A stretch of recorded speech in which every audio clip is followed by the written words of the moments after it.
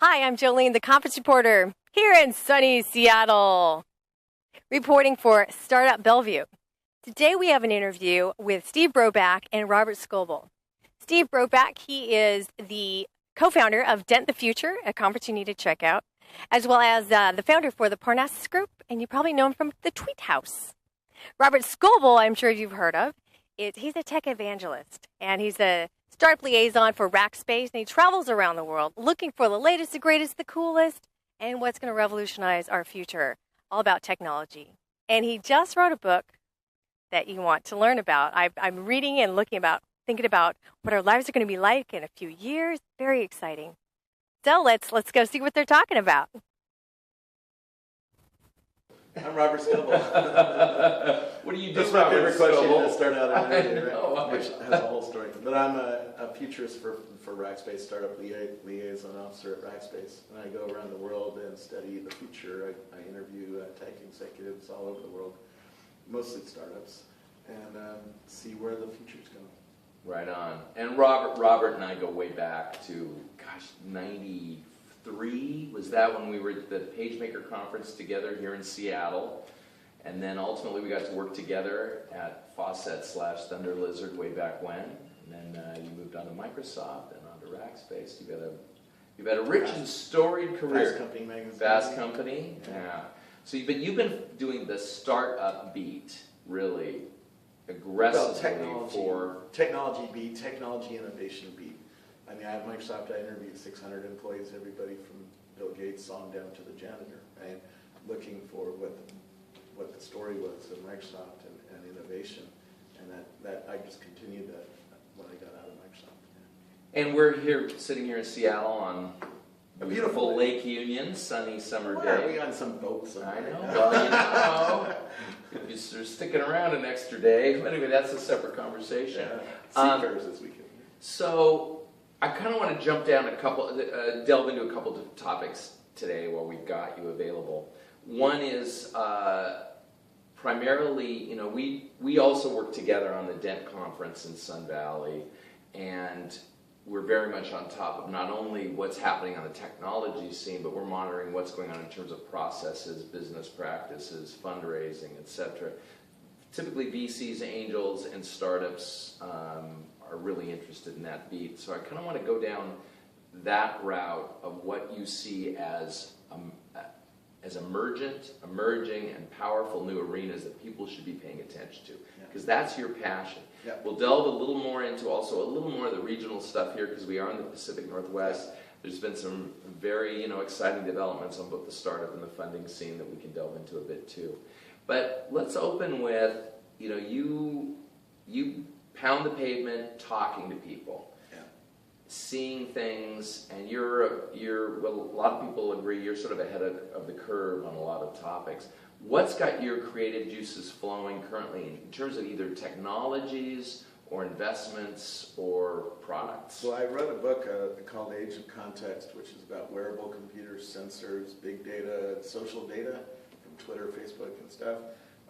And location data from Waze and Foursquare and Facebook check-ins and Google Maps and Nowtech, all these kind of fusing together to make a new kind of operating system possible. And I think one that's going to know what you're doing and is going to serve you based on what you're doing. Mercedes just announced a contextual car this January at the Consumer Electronics Show, where it's going to change what it recommends to you based on, are your kids in the car, or are you taking a business executive out to lunch?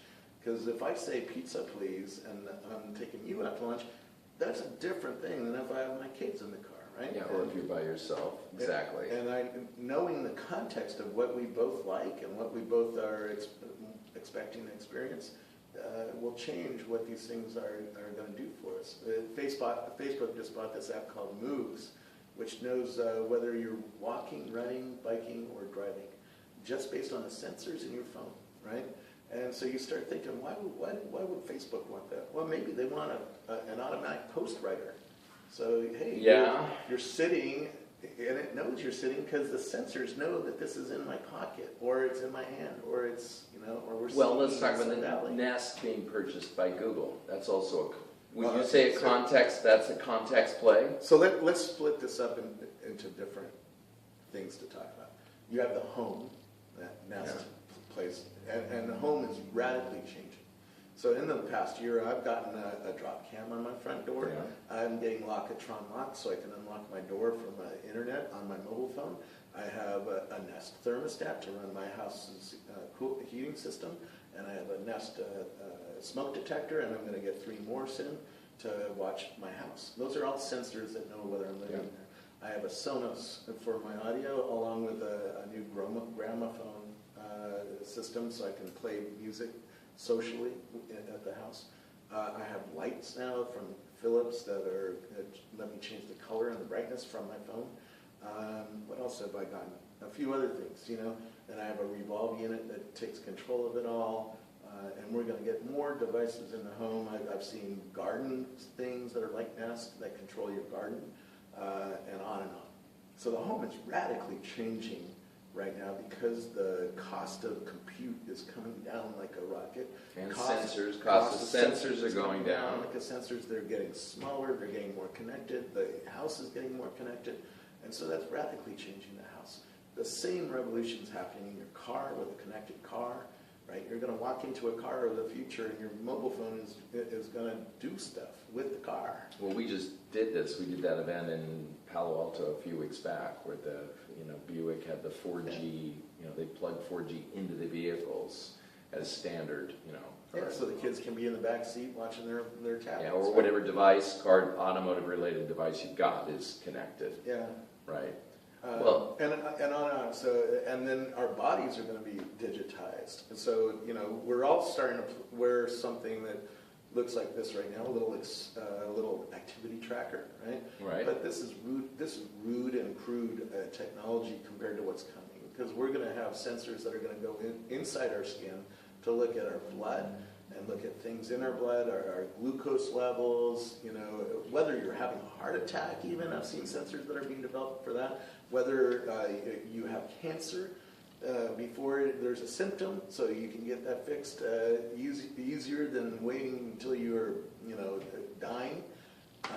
On and on. We're going to see a huge revolution about studying ourselves with new kinds of sensors. Shirts that have sensors in them, shoes are coming that have sensors and that are custom printed, and all sorts of stuff. Another local company, Every Move, Russell Benaroya, that was our, we saw that, what they're doing with that sort of data, and also turning it into incentives. But the question is great. We know it's just like, as we go back to the old days, it's like the laser printer, the Mac, and PageMaker all converged to create a desktop publishing revolution, a whole new, it was very disruptive, extremely. Yeah.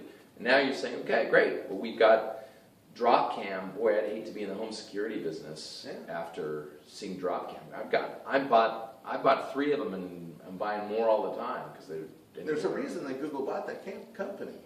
It's a sensor. If you look at it as a sensor, every few minutes, if somebody walks into my house, my wife walks in, I get a message on my iPhone saying that there's activity at the front door, and I can click and see who is there. Oh, it's anyway. Yeah, don't get me started on DropCam. Yeah. But the thing is, okay, the opportunity for investors, angels, VCs, and entrepreneurs. There's a platform play here. Yeah. Is there someone who's going to unify all this into some sort of platform that they end up owning? Well, IFT is a good example of that. IFTTT. It lets you do things like when I check in on Foursquare, it grabs the data from that and puts it on my Google Calendar. That's right. They glue those services all together. Right. So if a DropCam event happens, it can do something with that and put it over on Instagram. Right. That's right. So now you have an Instagram feed of everybody who's going through your house. And I'm not going to we're not going to get to the privacy thing. That's a highly relevant topic, but it's been beaten to death. And anyway, there's lots of conversation. We can have a whole hour. But for example, both for kind of the reasons you're here in town, the startup associations, the Bellevue Startup Group in Seattle, I want to focus on what are the opportunities as either investors or entrepreneurs that you're seeing. I had breakfast with Dan Levithon, who co-founded Mavron, one of the most famous VCs in the world. It's here in Seattle. It's funny enough, most of the companies we were talking about were San Francisco companies, but a few in that's the Seattle. nature of the beast. But I said, I'm noticing a trend in my own inbound, because every entrepreneur is hitting him for money and hitting me for PR. Because I have 7 million people listening to me on various social networks and stuff. And I noticed I'm really not all that interested in a laptop app anymore. Because we're all carrying these. Yeah. So if you show me a cool iPhone app or a cool Android app, I'm listening, right? Right. If you show me a cool Windows app, it better be the most mind-blowing Windows app I've ever seen. And how do you do a mind-blowing Windows app that you've never seen? That's pretty hard. That's a high bar for an entrepreneur to jump over. Well, that's why the new Microsoft CEO has said mobile first. Well, it's obvious because Dan said, you know what? Yeah, all the best things lately have been either mobile first or heavily mobile. They get pitched on mobile. They have something interesting on mobile. Uber, Airbnb. Airbnb has a beautiful mobile app, right? Yeah. And it's not mobile first. You can use it on the web, but it has a mobile component to it, and you're going around the world wanting to stay places. Where are you going to use Airbnb tonight? If you say, man, you got to cancel your flight tonight and stay here in Seattle and go to something tomorrow, I'll be like, I'll pull up my Airbnb app to find a place. I was just down. We just did a robotics panel down at Comic-Con, San Diego. Of course, the town is sold out. Except we have our hotel, but I'm still obsessed with Hotel Tonight. Saying, well, they got rooms tonight? And sure enough, there were rooms in town throughout Comic-Con available on Hotel Tonight. So I was obsessed with the mobile platform. So here's an issue I've got. I know The Age of Context is a great book, and it talks about a future, which I think is for sure coming. I'm not sure I'm in agreement with you on the timing, and let's talk a little bit about that. Is each data provider, okay, so you got the sensor data, you got the social data. Yeah. Twitter has 500 million tweets a day right now. Right, and it's going up exponentially. They had a great day yesterday. I did 20% boost in their share price. And we've been. And part of that's the World Cup, because the World Cup causes everybody to tweet. Great, everybody's on Twitter all of a sudden. Which, by the way, totally validates their, sharing events, live events, has been central to their mission the last years, which seems to validate that. Yeah. But hold on a second, you're right. And you know me, I've been sucking down Twitter data since 2009 and doing stuff with it. But the problem is, everyone is also getting more and more and more proprietary about their data. So they've got lots and lots of beautiful little silos. And what I hear from you is, and they're all going to get connected. Yeah. And I'm like, I'm seeing more siloization than I did Twitter. Well, with all due respect, they used to be very open with their data. Now they're very closed with it. But there will be a roll-up at some point. Well, that's my question. Who's going to do it? Google is rolling up the house. I mean, owning Nest and the Dropcam, they already own 2 of the best brands in the house. So their strategy is take over the house. And Apple's strategy is, compared to the house, is we're going to build our own Nest and our own Dropcam and our own thing. And maybe that works, but I don't think so. I think Google is way ahead here in understanding this roll-up of disparate data to make something like Google Now work. Because if they can make Google Now really work, and right now it's fun, but it's not really working the way I think it will someday, or it could someday. If Google makes it, they're going to own the house, and they're going to own us.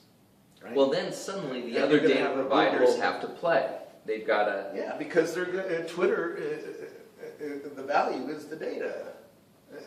The value is... So you think Google's... In terms of who's going to de-silo this, Google seems to be leading the way right now. By buying things, and Apple's buying other things. So there is going to be a roll-up. There will be a crunch, and there will be a roll-up. And so 10 years from now, we're going to be using 10 years ecosystems. Well, it takes a while for these roll-ups. 10 years is nothing. 10 years is great, but I have to tell you, I think about VR, 1987, virtual reality. I'm reading that and I'm going, okay, this is going to change everything. Yeah. And a lot of people invested in it because they could see this potential was incredible. Well, here we are It's just how many years later? And finally Oculus Rift is like, yeah. But so here's my problem. I think of you every time I fill up my gas tank. Because every time I fill up my gas tank, the gas pump asks me for my zip code and if it's credit or debit. And I think, why don't you know that? Well, because they don't care. No, they do know that. They're using it for fraud detection, right? Credit or debit? That's a fraud detection indicator?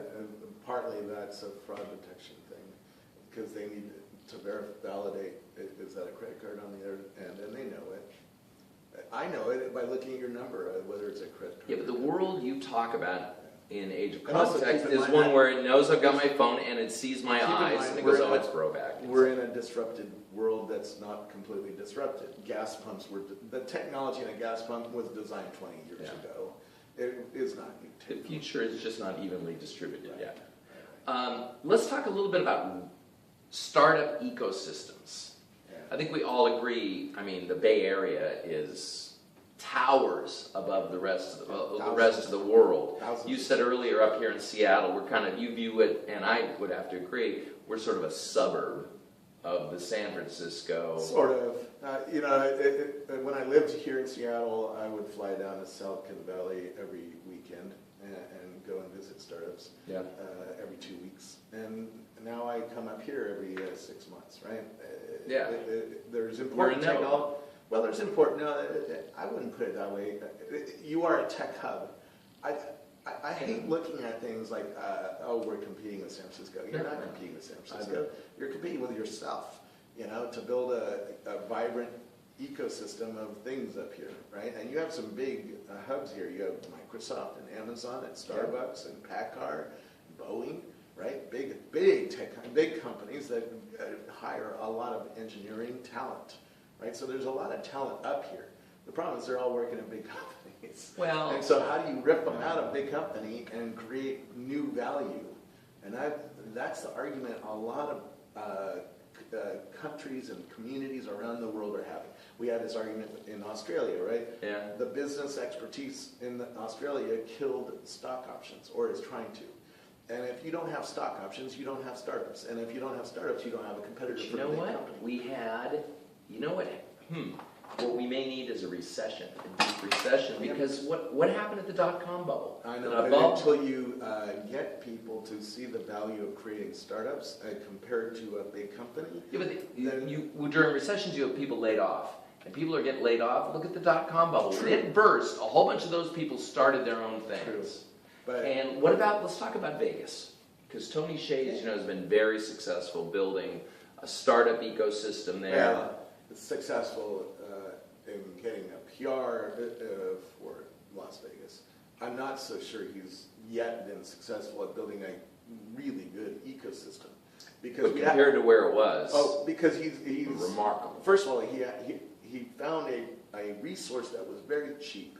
The old Las Vegas, not the new Vegas where the Wynn Hotel is, but the old Las Vegas had a lot of closed up commercial real estate. There was real estate sitting there being unused, so the government helped him, use that resource. And the government said, oh, you know what, our future might not only be in casinos and getting people to gamble here.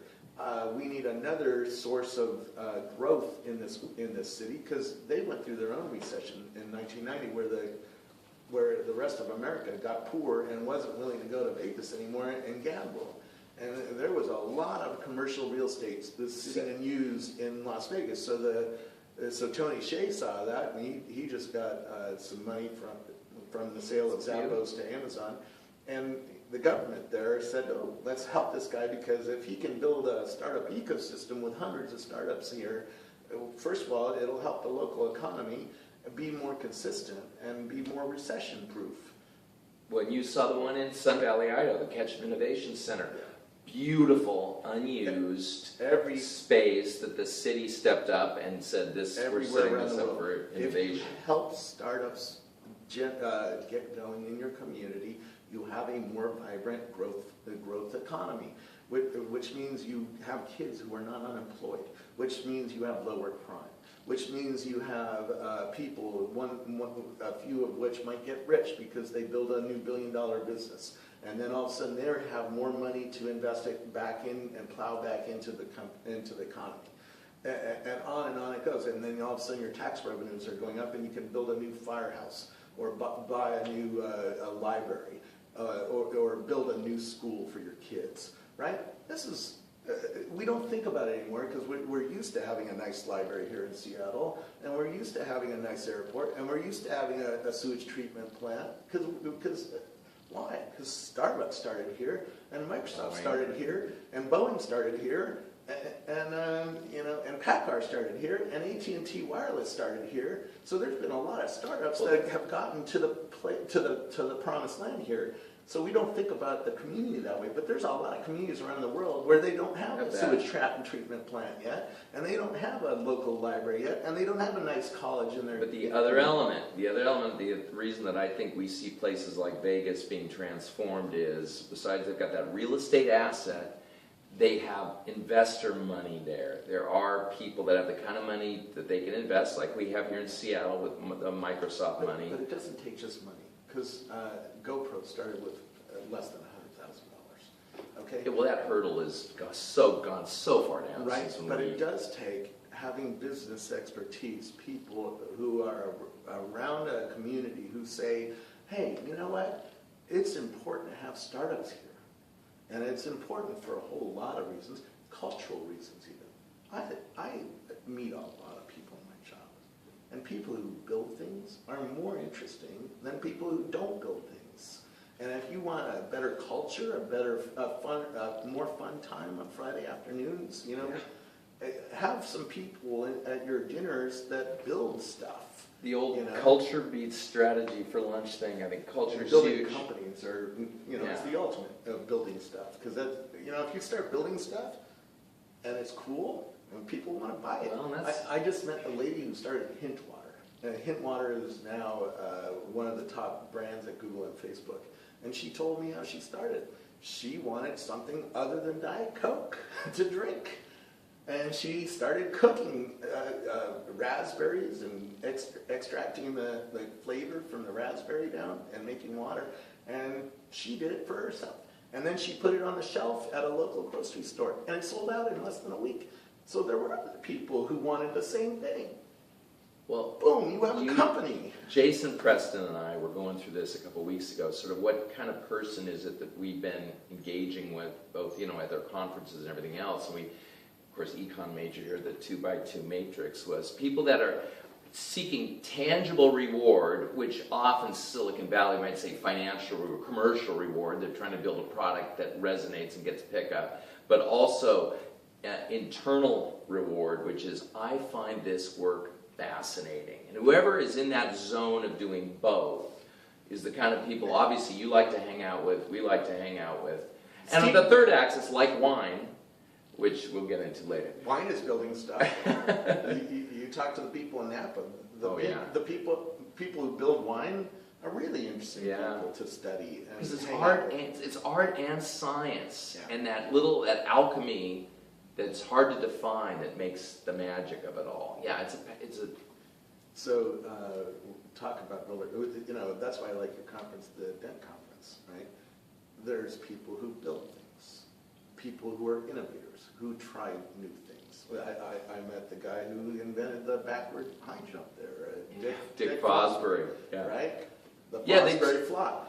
And he explained how he came up with that, and there was a lot of innovation that happened with sport, right? The enabling technology was the porta pit, and he said, what if I go over the bar backwards? And everybody said, you're out of your mind, and even his coach was saying, Dick, please stop, it's ridiculous. And now it went from being alien to being called the Fosbury flop, and now it's just called the high jump. Yeah, but everybody does it, right? And he transformed his sport. I like talking to those people. First of all, it's interesting to meet a guy who won the gold medal, right? And has his name on the sport. It's fun to talk to those people because they did something interesting in life, right? One of my first interviews was with Steve Wozniak, and he said, "I just wanted a computer." I didn't. Yeah, it's funny because he was not. The tangible reward for him was I had a certain type of computer I wanted, and the intellectual reward was I really like building this. And no, he had no choice. If he wanted a computer, he had to build it because he couldn't afford the real one.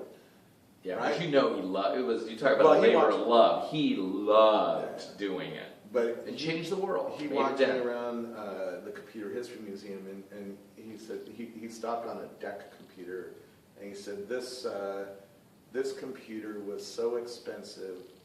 I told my dad I wanted one because it was a really nice computer, nicely designed computer, and his dad said, "Well, that costs more than a house in Cupertino, which today is more than $1 million." Yeah. Oh, yeah. More than $1 million today, right? And Steve looked at his dad and said, "Well, I guess I'll live in an apartment."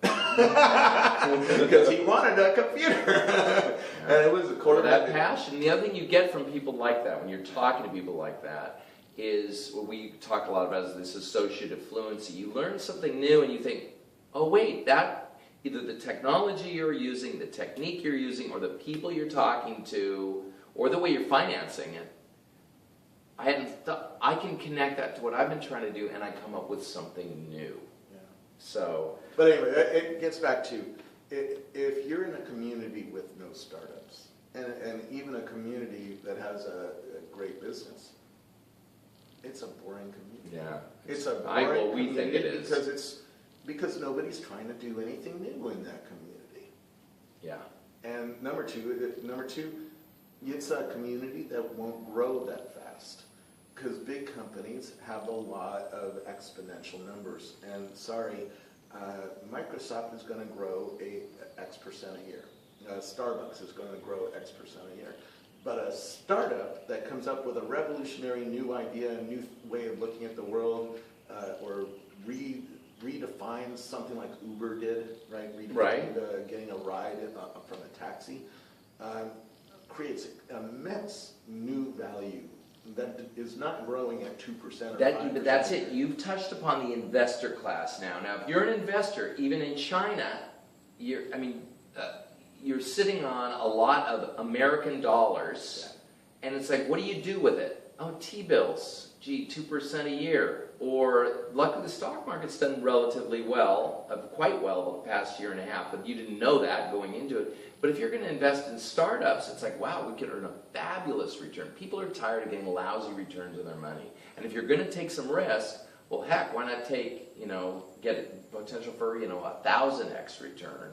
So I think that's also driving this startup culture. People want to make money. But today you don't need a lot of money. And a lot of people who build companies they have a vision of someday maybe I'll make some money out of this. Yeah. But they want to build something. And they want to build something new, and they see a new way of living, a new idea, a new way of getting a taxi ride. And that impulse is not, I'm going to get freaking rich. No, it's creativity. It's two things. I think when you look at a lot of investors is, I can get in for not much money compared to 10, 20 years ago. And I think what they're doing is really cool. And I'm in 5 or 10 or 20 different plays. And I like talking about all of them. And I find them intellectually stimulating. And that puts us in that upper right quadrant again. Tangible reward possibility with intellectual reward. Yeah. We'll wrap it up because I know you've got other folks to talk to.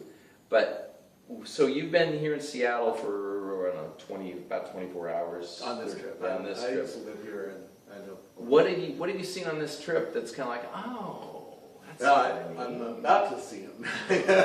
Other than hanging out with Mavron's co-founder, and he gave me a good out for you. Where's my iPhone? Where's my iPhone just go to? Got to show you this because you're a wine guy. Oh yeah. This new app, Wine Glass. Wine Glass, okay. Wine Glass. It's $5, so it's inexpensive. Okay. You aim it at a menu at a nice restaurant. Yeah. And you click down through the wines, and it tells you all sorts of stuff about the wine, like which one is the best rating, one. That's great. And does it tell you how bad their markup is? That's what I wanted to go. I don't care about that. First of all, People say, "Oh, why are you always at the Ritz?" Well, first of all, I live by the Ritz, so I can walk home. But second of all, they have a 10,000 bottle wine cellar there. This is actually a new trend in the world. Why would you own? If I could afford to own 10,000 bottles of wine, why would I do that? The Ritz has it stored. The Ritz has them, and there's people to look after. That's right. And there's people who are there who find new wine and put in it every week. Why am I going to convert a house, a closet, or a room in my house to when they've got it? Let's say I'm paying 40% more for a bottle of wine than if I went to Safeway and bought it. I don't care because I'm paying for the.